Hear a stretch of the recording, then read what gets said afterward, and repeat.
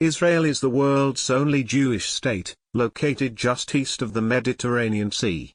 Palestinians, the Arab population that hails from the land Israel now controls, refer to the territory as Palestine, and want to establish a state by that name on all or part of the same land.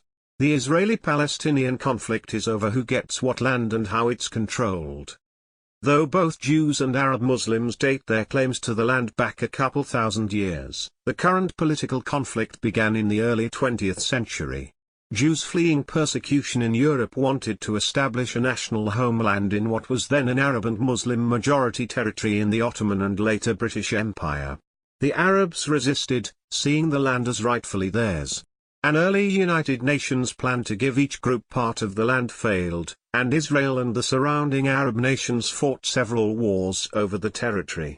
Today's lines largely reflect the outcomes of two of these wars, one waged in 1948 and another in 1967.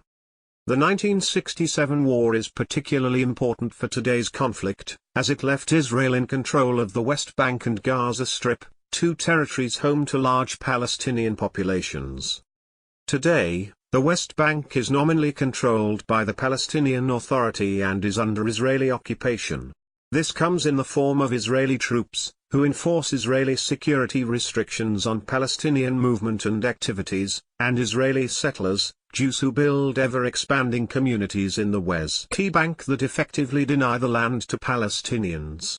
Gaza is controlled by Hamas, an Islamist fundamentalist party, and is under Israeli blockade but not ground troop occupation.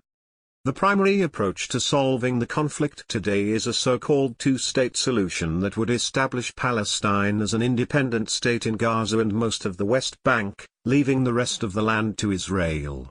Though the two-state plan is clear in theory, the two sides are still deeply divided over how to make it work in practice. The alternative to a two-state solution is a one-state solution, wherein all of the land becomes either one big Israel or one big Palestine. Most observers think this would cause more problems than it would solve, but this outcome is becoming more likely over time for political and demographic reasons.